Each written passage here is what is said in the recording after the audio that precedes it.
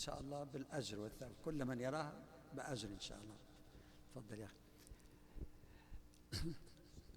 But there were two central topics, in fact, that we spent a great deal of time on, especially the first one.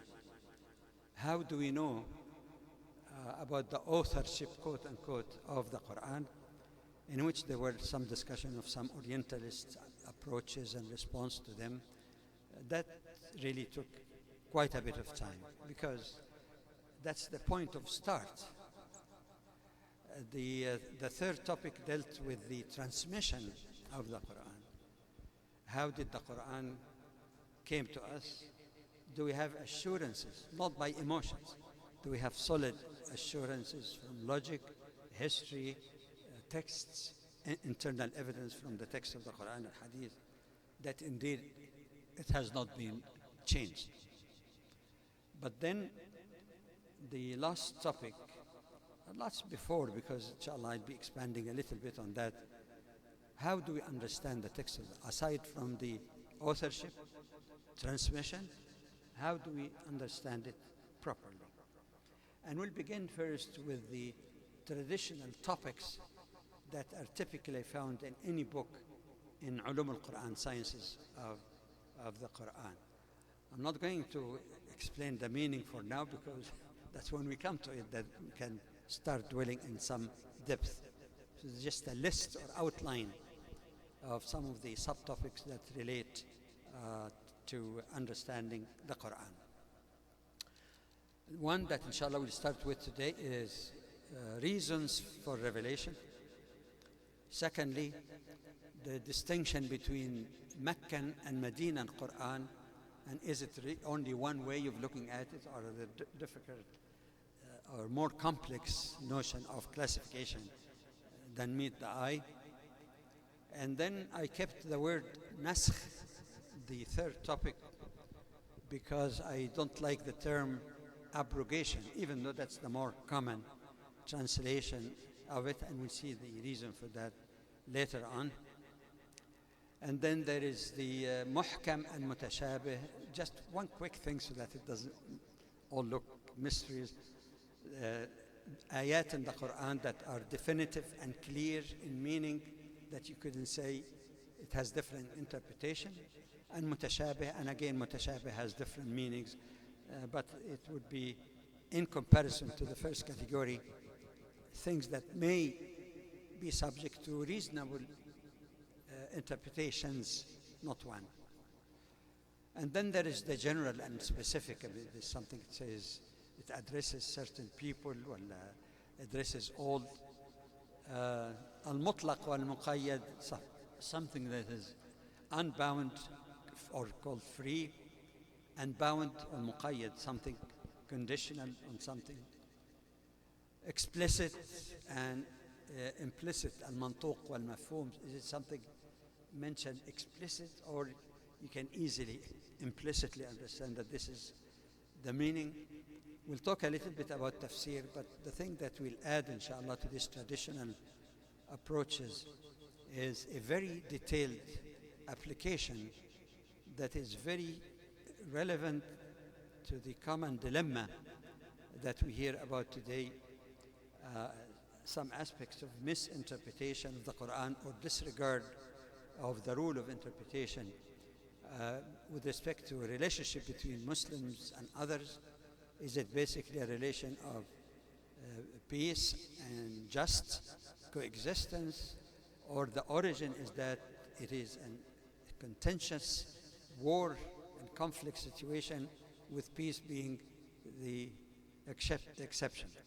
This, inshallah, we will take it in some detail, because there have been many abused ayat, abused ayat in the Quran, not only by people who are Islamophobes, who are attacking everything related to Islam, but unfortunately also some, you might say, extremist kind of interpretation of the Quran that violate many of the rules and the values on which one must interpret the Quran. Actually, they will take something that I haven't seen in several volumes of tafsir, because it deals with these mechanics or topics, and these are very important. But what we're suggesting after this, that there are certain key values, foundational values in the Quran that we'll deal with, about 10 of them in some detail. And this can help us again when we go back to this controversial so-called ayat in the Quran. Then we see what ways, when you get some true interpretation that may sound logical, but one of them violates any of those values, then definitely that would give the weight to that.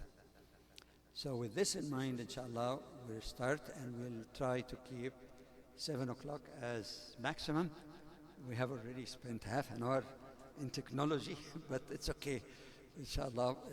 The point here is, as I was corresponding with Sister Iman, who's, mashallah, is doing the coordination, that we have to keep, if we wanted to keep the time stable, which might be a better thing, but we have to make slight adjustment pertaining to the Maghrib prayer. For example, Maghrib today is 7:39 or 38, so we can't, I mean, that would be plenty of time, and we'll try at least to finish enough time before Maghrib. As time goes, changes, probably slight adjustment might be made. So inshallah, we'll see how much we can cover. If anything is not clear, don't wait. You can just interrupt and raise your hand, inshallah, and explain. Reasons for revelation. What does it mean technically? To start with, you might remember, some of you have been coming from before, that the Quran was described by late Khurram Jamurad, a very notable Pakistani scholar and a friend of mine, alayhi rahmatullah, that the Quran, at least some ayat, can be regarded as interactive scriptures. Interactive in a sense of something happens, but only at the time of the Prophet sallallahu alaihi wasallam. That's an important distinction. Something happens in the community, and Allah subhanahu wa ta'ala direct the Prophet sallallahu alaihi wasallam or console him for that matter. Let me take an example of this, an incident that relates to one particular person. If you look at Surah Al-Lahab, the 111th surah in the Quran, تبت يدا أبي لهب وتب ما أغنى عنه ماله وما كسب سيصلى نارا ذات لهب وامرأته حمالة الحطب في جيدها حبل من مسد.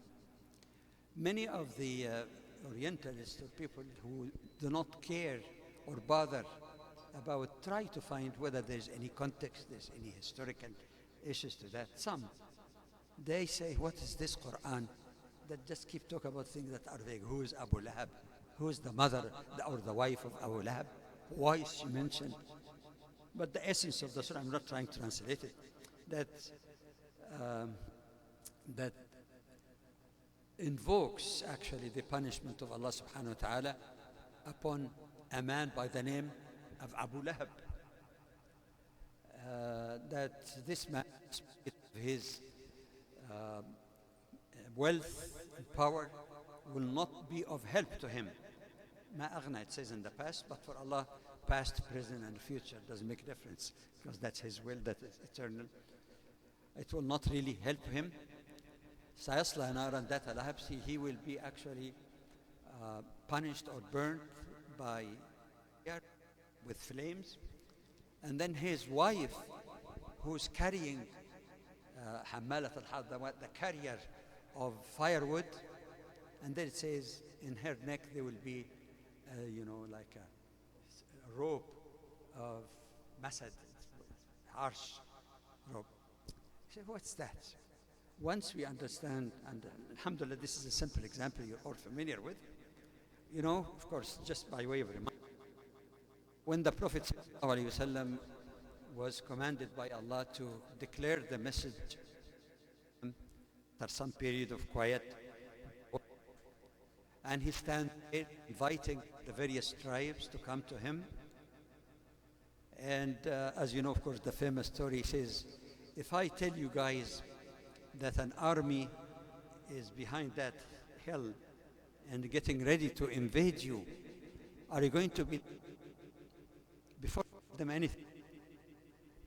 Answer of those people, and that shows how much they valued and respected him, until of course he started saying the word of truth.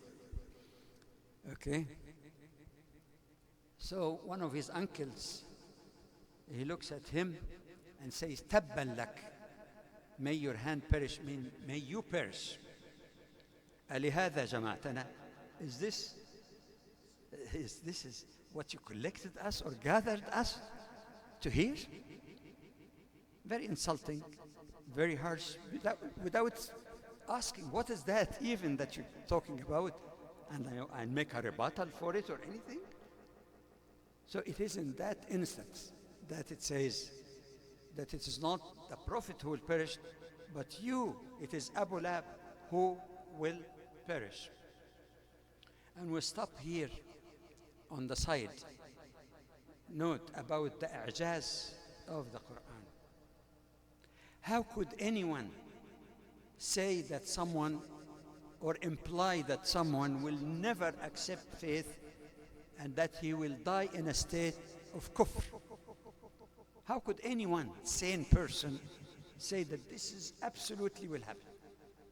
If indeed the Prophet ﷺ was making the Quran out of his own. Do you know of instance in history that some people were just as bad as Abu Lahab in terms of their behavior and rudeness with the Prophet ﷺ, but down the line they accepted Islam? Of course, the most Umar radiallahu, he was going to kill the Prophet. How come anyone say that this man will die without accepting Islam? Subhanallah. Another question. Only the one who can say that, if he's receiving that not from his own mind or projection or prophecy from Allah subhanahu wa ta'ala, who knew that Abu Lahab will never believe. But there is another question like Sheikh Sha'rawi raised. You know, the people who opposed the Prophet sallallahu alaihi wasallam were bent in proving that his teaching is false, he's not a true prophet, he's not truthful, this, that. How come صرف الله Abu Lahab, that Allah subhanahu wa ta'ala blinded Abu Lahab, who could have discredited the Prophet sallallahu alaihi wasallam with only one thing, comes in public hypocritically and say, oh, I accepted Muhammad as the Prophet. And of course he would be laughing his head off that now I prove to everybody that what Muhammad is saying, sallallahu alaihi wasallam, is saying is not true. I became a believer. Even he could not think of that. And this is just a side remark about the story, even though of course we're coming basically to relate it to reason for revelation. But then what is the problem with his wife, Hammalat al-Hatab, firewood? Because she used to hurt the Prophet sallallahu alaihi wasallam and put dirt and things in his way. So she joined her husband. And that's another miracle of the Quran. Why didn't the wife of Abu Lahab remains as kafir, mushrik, and his wife say, I accepted Islam? It could be double musibah, you know, if she and her husband say, oh, we accepted Muhammad sallallahu alaihi wasallam now. And people say, look, the Quran is not true. This is just a side remark, but this is a case of, you might say, a good example of reasons for revelation. It came only after something happened, and Allah subhanahu wa ta'ala came to defend his Prophet sallallahu alaihi wasallam. Another example, Surah Al-Kafirun, the 109th surah in the Quran, قل يا أيها الكافرون لا أعبد ما تعبدون إلى آخر الآية. Yeah, basically, if one looks at it, you say the Quran keep repeating things. That's not very clear. It's vague. Why? But say, O Muhammad, قل يا أيها الكافرون, O you who reject faith, I'm not worshipping what you're worshipping, nor are you worshipping that which I worship, in Allah. ولا أنا عابد ما عبدتم. But now, if one knows properly what it is saying, but in the future also, the door is closed. I'm not worshipping now, but I'm not worshipping your idols in the future, nor are you also worshipping Allah subhanahu wa ta'ala. Of course, the address here is to those hardcore rejectors who continued on this path. But what is the occasion of that? I give you a footnote here. There are only two places in the entire Quran that the kuffar has addressed with this Ya ayyuhal kafirun. And how easily is it for many persons that anyone they don't like, Ya kafir. Even if he could be kafir, Ya kafir. Okay? How many would use that term, Ya kafir, against their Muslim brothers and sisters, even because they disagree with their interpretation? When you look at Quran addressed people, how prophets address people, they never said, with two exceptions, they address people not Ya kuffar, even though they were kuffar. But when you tell people Ya rejectors, you're not opening their heart to listen what you have to say. This is not something to make Islam look nice. Look at how prophets address their people. Ya qawmi, my people. He is invoking the kinship, my people. In some cases, even it's more affectionate address to a kafir. Ibrahim alayhi salam, you know his father was mushrik. Some say he was idol maker. What did Ibrahim say to him in some cases? Ya kafir, ya abi. What? Ya abati. My dad. Again, invoking good feelings. This is the adab of da'wah. Not that you make kufr and non-kufr one thing. That's a different issue altogether. But how you address? What are these two exceptions? One of them does not relate to how we deal with people on this earth, kuffar or others. So that reduced the two to one. Where do we find it in the Quran? In the Day of Judgment, يا أيها الذين كفروا لا تعتذروا اليوم. O you who rejected faith, meaning in life, don't make excuses today. So that doesn't apply to da'wah or addressing people who are here on earth. Now I ask you for a question. Why is it that the only thing on this life that the Prophet ﷺ was commanded to say, Ya ayyuhal kafirun, as a rare exception? Why? He said, Ya qawmi also, of course. Ya qawmi inni nadhir lakum. Exactly. Now, Asbab al-Nuzul here shed light on it. Okay? That, like Milut say, that they wanted to have a deal with the Prophet sallallahu alaihi wasallam.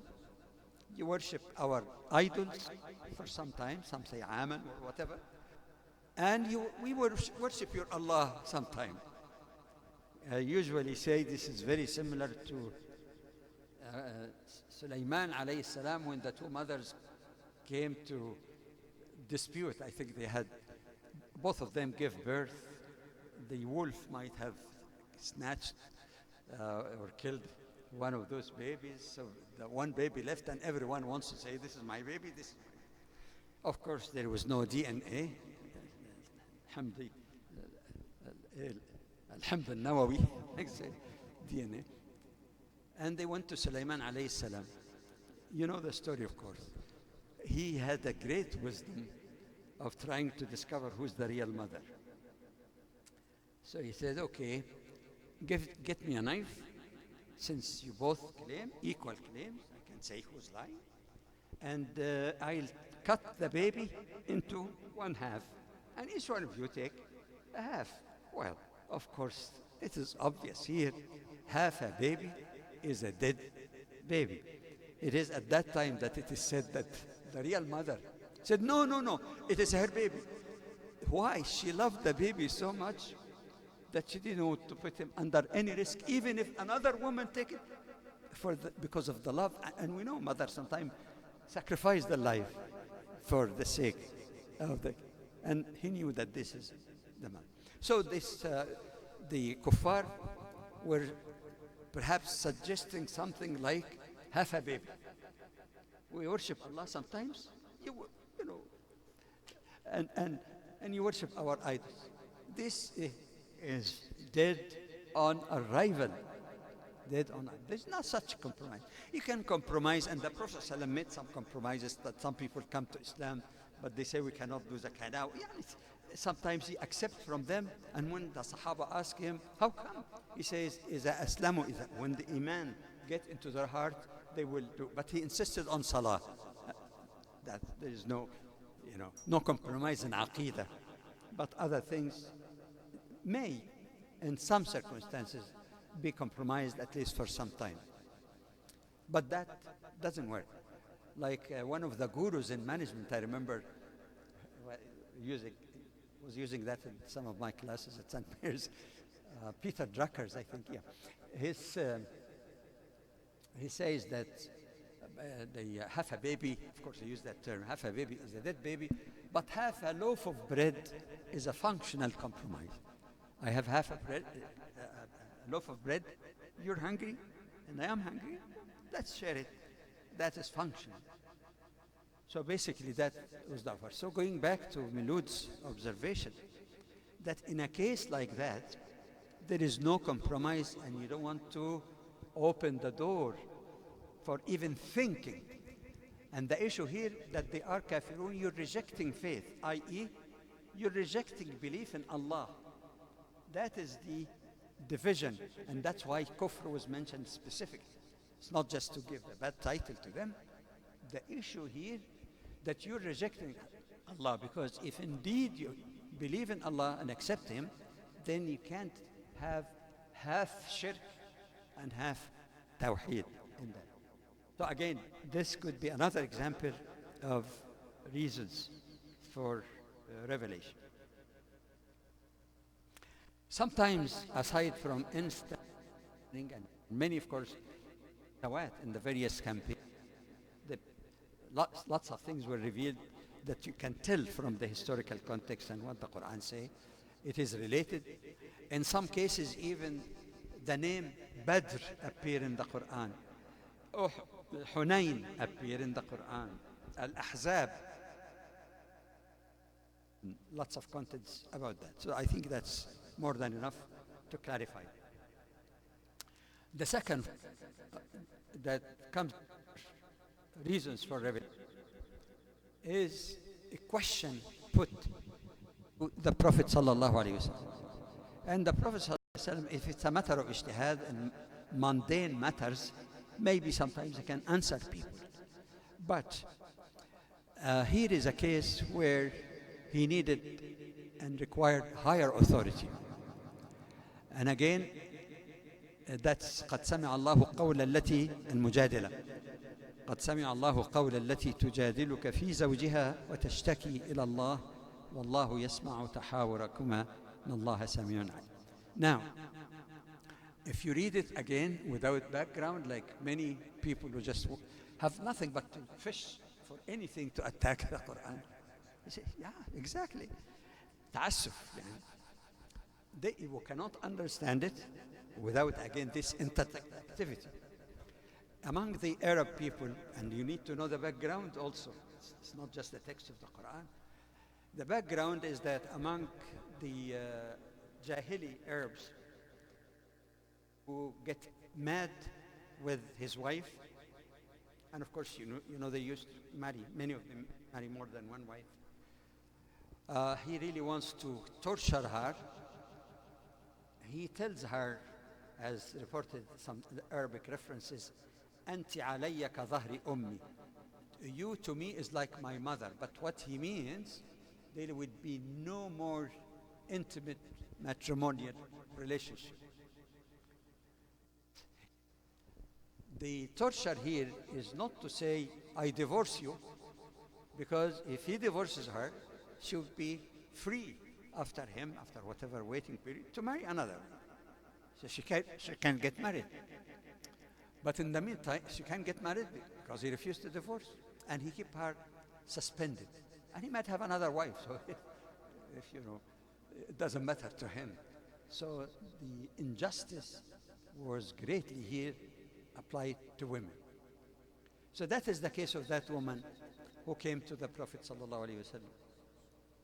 And subhanallah, if you look at the ayat and its implication about something that many of the missionaries and Orientalists sometimes gravely misunderstand, they think that because the Quran and Sunnah glorify Allah subhanahu wa ta'ala, ليس كمثله شيء ولم يكن له كفوا أحد. There are lots of ayat to that effect, that to Muslims Allah is impersonal, because Muslims believe that He's so great, so high, that He doesn't care about these little things about you and me and all of that, which is dead wrong.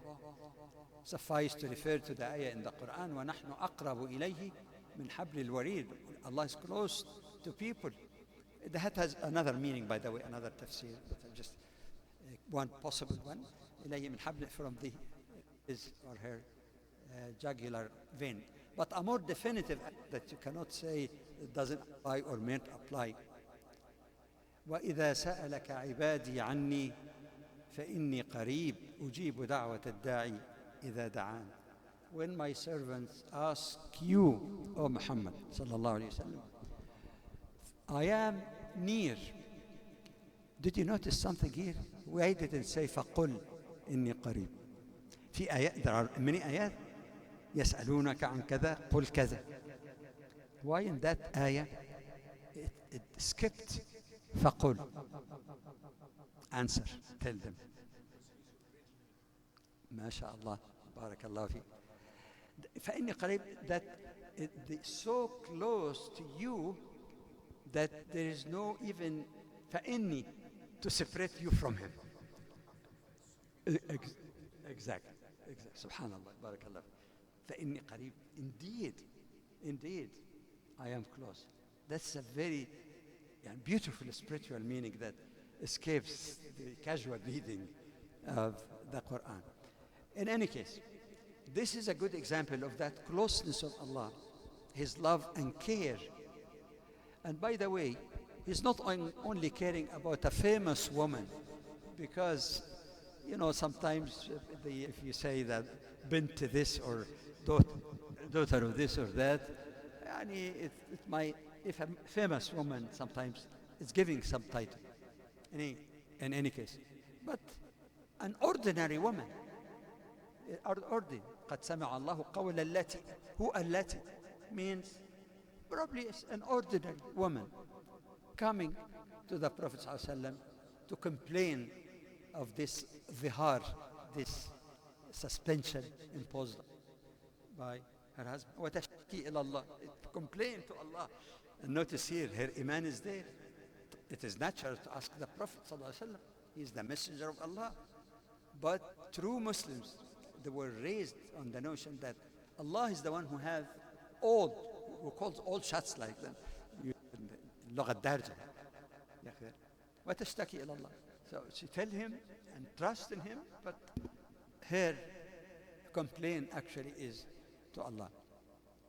And Allah subhanahu wa ta'ala to emphasize that the Lord of this universe, where this earth might be like a speck in an ocean, less than a drop in an ocean, with all this universe that is running by his permission and power.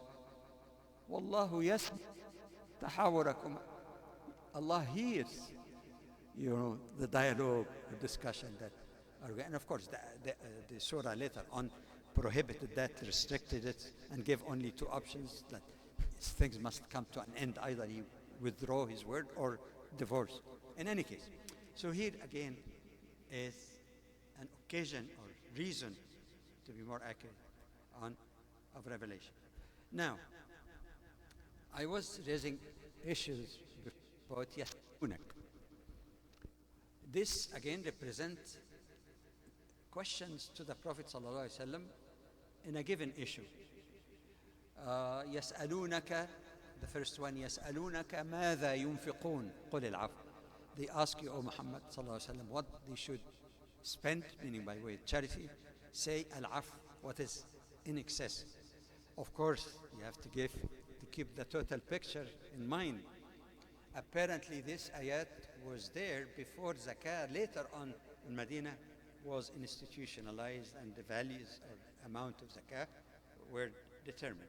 So, but charity from the beginning, of course, was encouraged. ألونك عن الشهر الحرام قتال فيه قل قتال فيه كبير وصد عن سبيل الله إلى آخر الآيات. Because of betrayal of the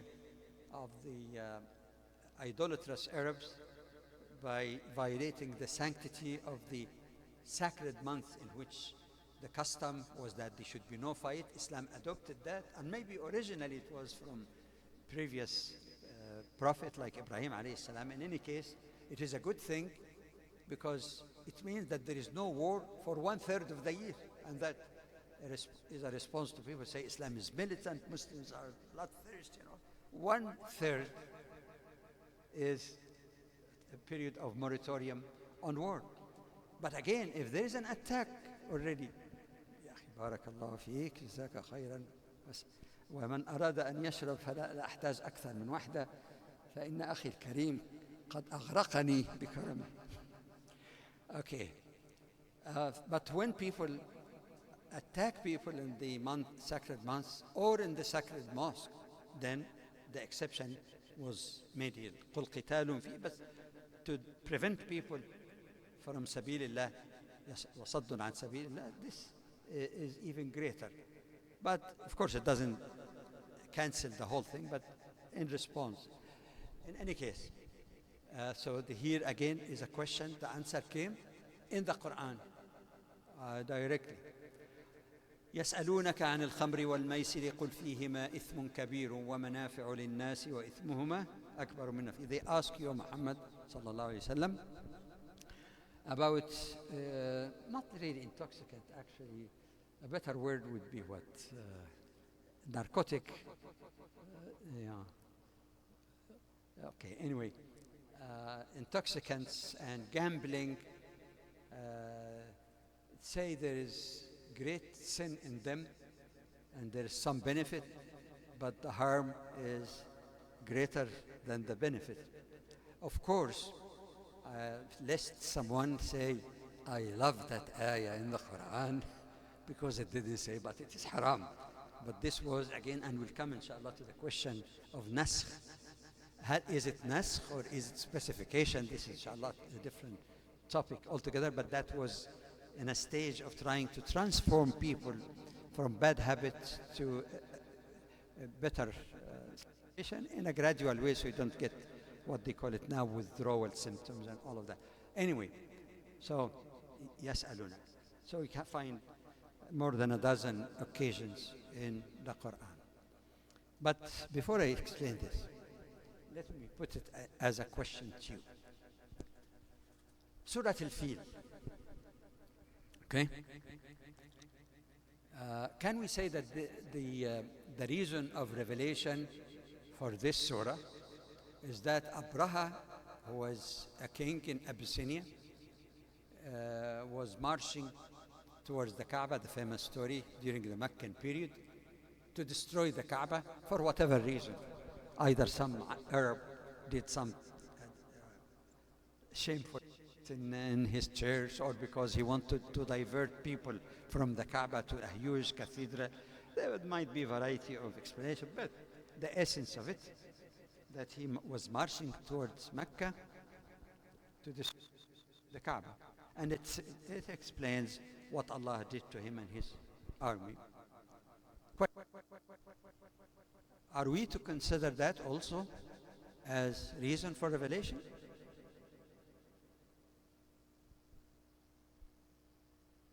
Yes or no?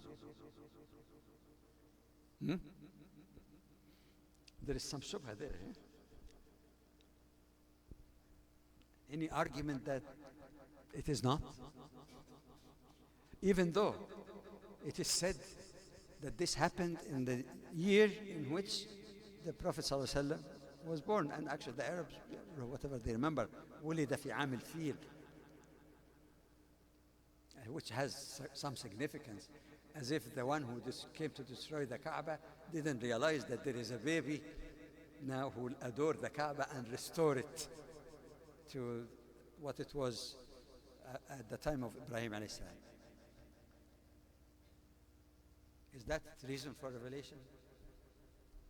I know sometimes we fear hearing that our answer is wrong. I'll spare you that. It is not. Why?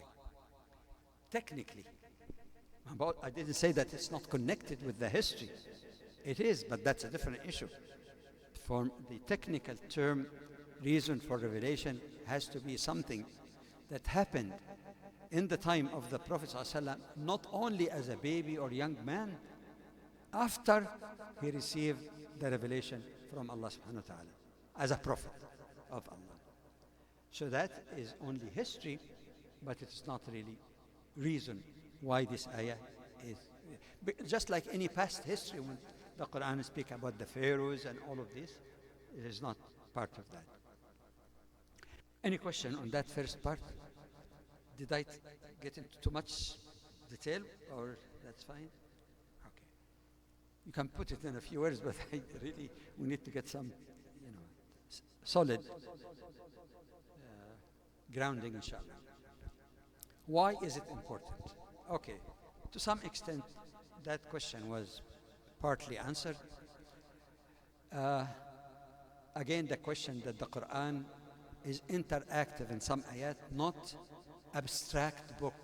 Sometimes you find some scripture will be just like philosophical speculation. It deals with the lives, real lives of people. Secondly, that's more important. To avoid of the context of it. What was the situation? And what was even before Islam, because sometimes you compare with it, and it could be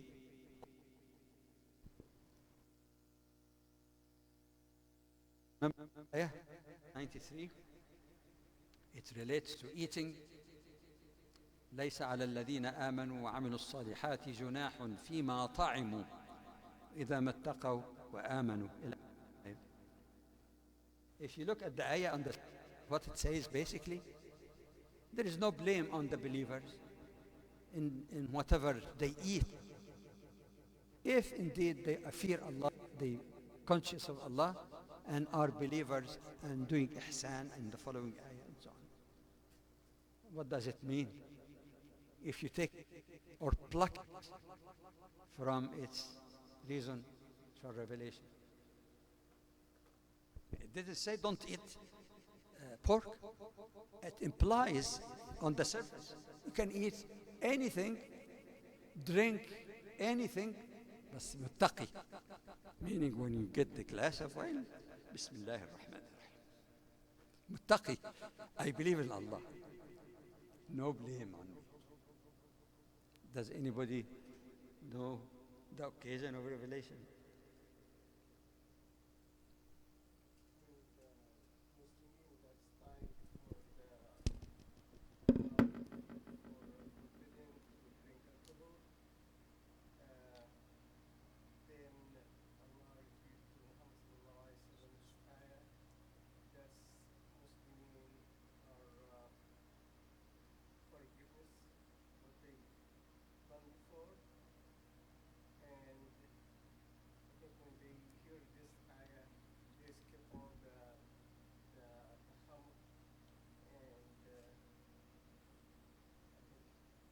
Jazakallah khair. This is very sound understanding. There have been also a riwayah similar that it said that when the ayah of khamr, final prohibition, فاجتنبوه. Of course, you know the story that Muslims, even who had a glass in their hands, they just threw it away. Anyone who had a jar just broke it and let it all go. So some of the al-mubtilin, those who want to create controversies without any good reason, usually with bad intention, even though intention is unknown to Allah, but the frivolous argumentation. They come to Muslim and say, now khamr is becoming haram. How about those Muslims who died وَفِي بُطُونِهِمُ الْخَمْرُ? Somebody died just before this final ayah came. And the khamr was already in their tummies. Get the point? So it means في مطاعم, in the past. How could they be blamed if it was not strictly forbidden at that time? So that explains it again. طيب. The other ayah is controversial also. In Surah Al-Baqarah. وَلِلَّهِ الْمَشْرِقُ وَالْمَغْرِبُ فَأَيْنَمَا تُوَلُّوا فَثَمَّ وَجْهُ اللَّهِ. In the context of prayers, it says, to Allah belongs the east and the west. And whenever you turn your face, this is the presence of Allah. Countenance, more accurate word, the countenance of Allah. Wajhullah. Taking without occasion of revelation, what does it mean?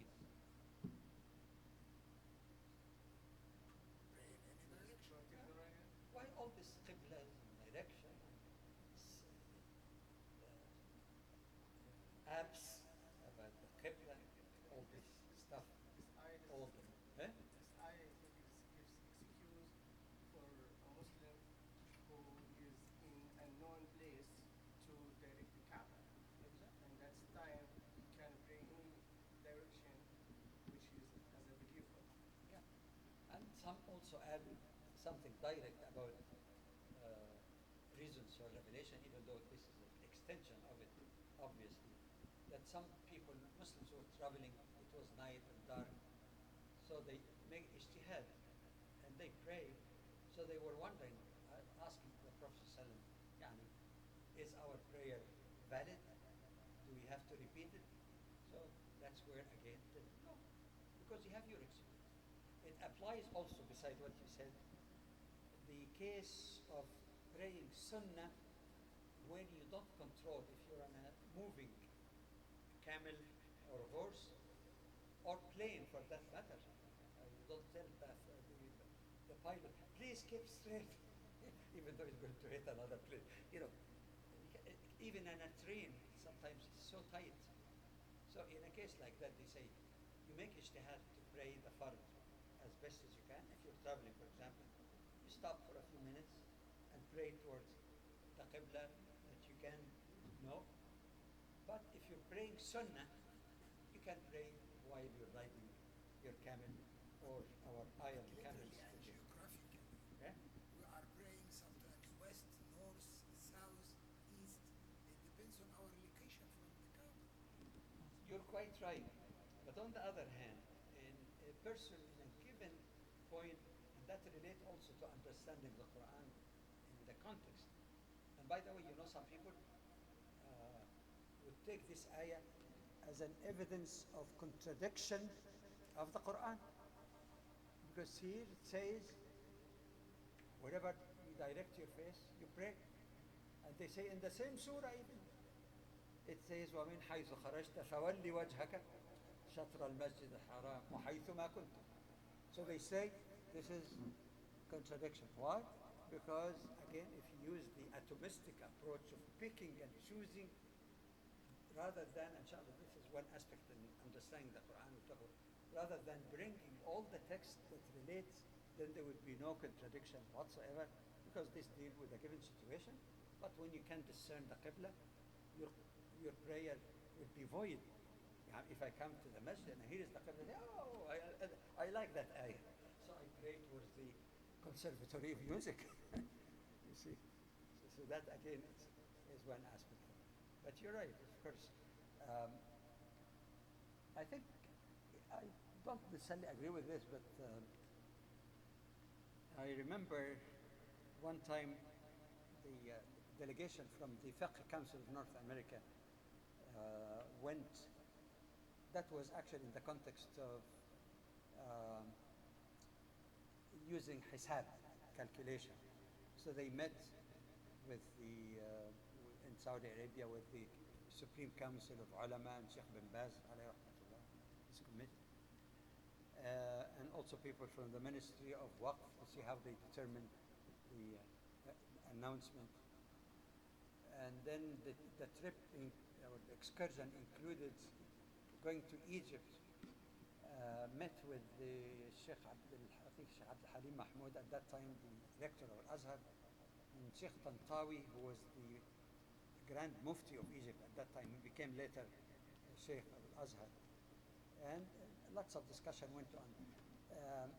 And we learned a lot, and they understood and appreciated more the situation of people here when there is no single authority that everybody follows. Anyway, and I remember also the organizers took us to Sheikh Sha'rawi house. It was in Ramadan at the time. And somebody raised that question with him. And basically he made an argument that, yeah, because the earth is spheric anyway, so wherever you're praying, so it's really the same. I have my reservation with my love and respect for him. Why? You don't expect every sheikh to be knowledgeable also of astronomy. Even if you're not an astronomer, you know that there are specific ways of determining the direction of Qibla. And this is what geographers, the sailors, pilots use. It is known as the greater circle. Some people, when they look at the map, so North America is here and Mecca is here. So automatically they say southeast. Little they know that there is nothing called a straight line in a spherical earth unless you're going through the core of the earth. That's the only way you can get a straight line. All lines on the globe are curves. Now this is a matter of science. When pilots or sailors set on a journey, and in the lack of any straight line, there's nothing called straight line, they look what is the closest circle or curve to connect them, let's say, from one point to the other. I'll give you an example. Have you ever traveled to London, not through the direct flight 860 from Halifax straight, but through Toronto? It happens sometimes, some days. So you fly to Toronto.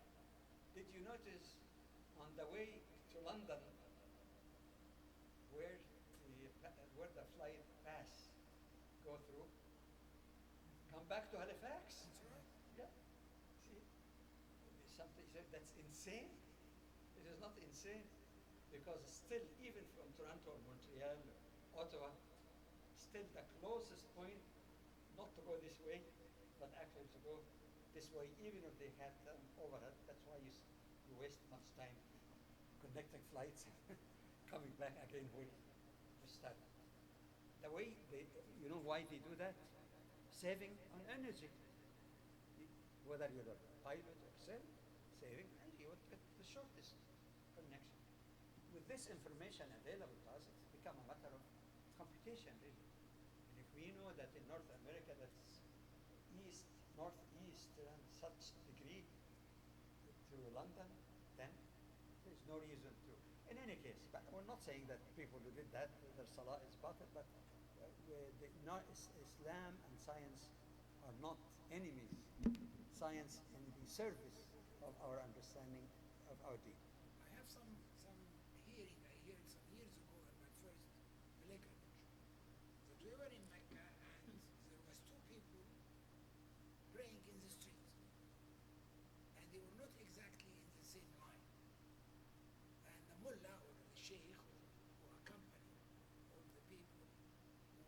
to direct the other one. He said, leave him. It is a direction, not necessarily to be an exact line, except if you are in the haram itself. And you can see the Kaaba, then you have to be exact. But away from that, it is a direction rather than the exact line. You know, this example that you raised, I use it sometimes in dawah or responding to some shubuhat raised by non-Muslims, you know, when they argued about the direction of Kaaba and all of that. They say Muslim prays toward the east. Have you seen that sometimes in some books? Muslim prays toward the east. And I tell them wrong. I say, how come all these books are wrong? I say, Muslim pray toward the east, west, north, south, northeast, southeast, you name it. I said, how? What your evidence? I said, all right, you go to the Kaaba. Since you pray, you're not praying towards North or east? yeah, you pray towards the direction of Kaaba. Said if you go and you watch any film on Hajj or have been there, it is circle. So for some of those who are praying, it is east. Those on this side here would be west, north, south, all directions actually, because the Kaaba is the center for that. So I say, don't say east. You say toward the Kaaba, whatever you are.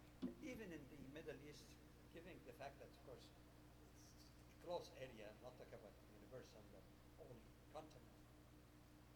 For example, people in the Maghreb, Libya, Tunisia, Maghreb, and Jazair, they used to play, for example, east or slightly, southeast. They were not much off that direction. Anyway, so that's basically where knowledge of the reasons for revelation is very helpful.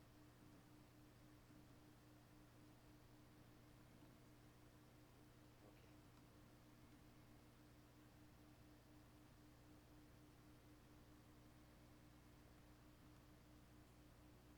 Refuses to give me the third point. I think it's knowledge of, okay, it's malfunction. I don't know whether the PowerPoint, I'll tell you so that we don't miss it. I know it from memory, but I think I have tried also to keep what I call, somebody say something? Backup. Or you can say plan B.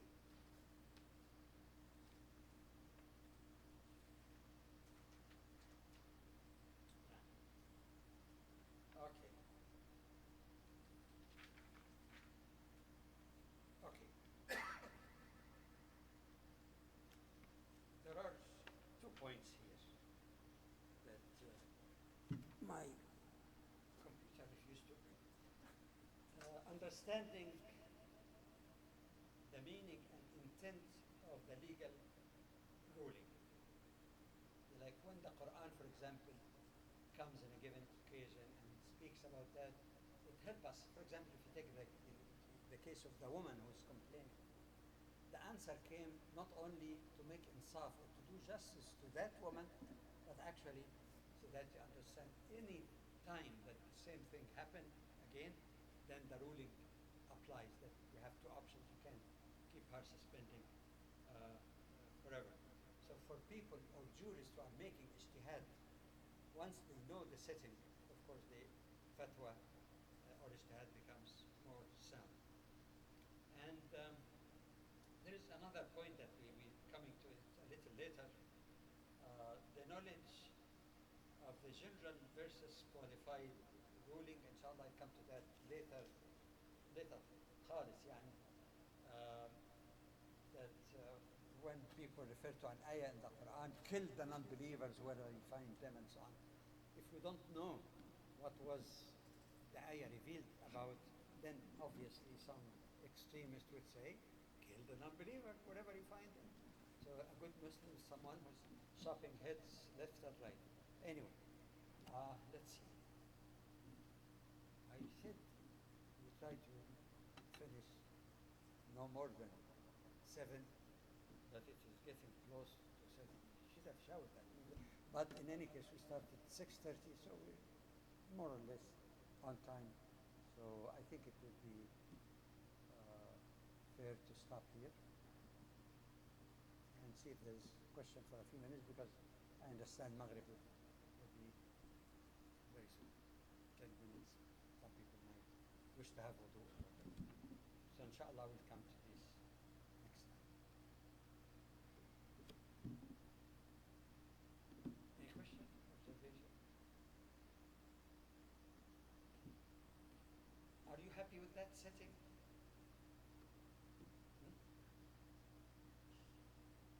Does this divert you or does it help you? Helps. I have that bad habit. No? Just okay. Any clarification? Initially, when you spoke about Arafah, reason for revelation, I was expecting, maybe because I haven't attended previous sessions, I was expecting a sort of the overall reason for revelation of the Quran, as Oh. opposed to the particular. This is Knowing your important. background, it's usually the Christian debate system. Of course, yeah, this is a very important one. Of course, we deal first with how to interpret text. So that's on the micro level, but the macro level is another. An example of that is basic themes in the Quran. In fact, one of the Pakistani scholars, a notable one, even though I agreed with him more in the later years of his life, who mentioned some of his stances. Fazlur Rahman had severe reservation on some of his views. He might have been perhaps influenced by Orientalists, but in fact I met him in one of the conferences in the last years of his life, and alhamdulillah he started to.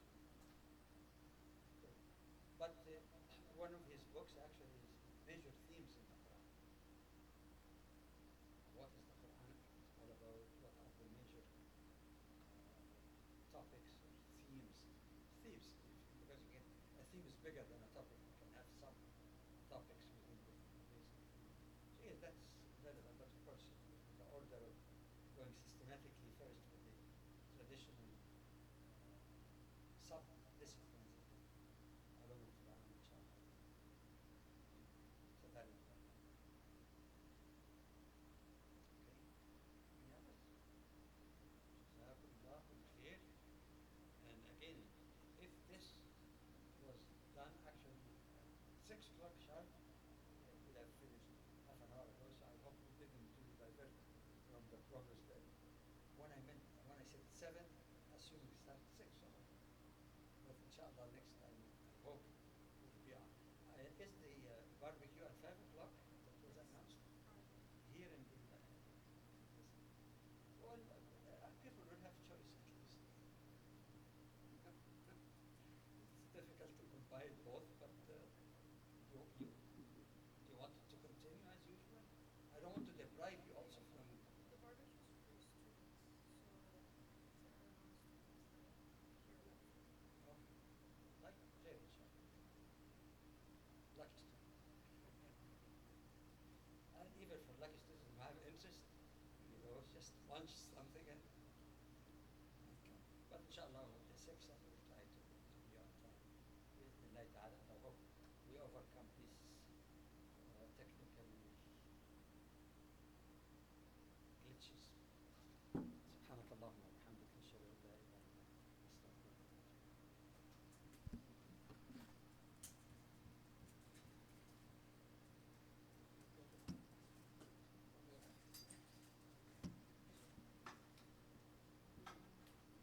وحشنا جدا. الله يكرمك. والله خلاص وحشنا. انا هحاسبك ان شاء الله آمين على يا قد رب. ما ربنا يا يسمح ربنا لنا بالحياه. بإذن الله تعالى لا يحرمنا منها الله أبدا. يكرمك.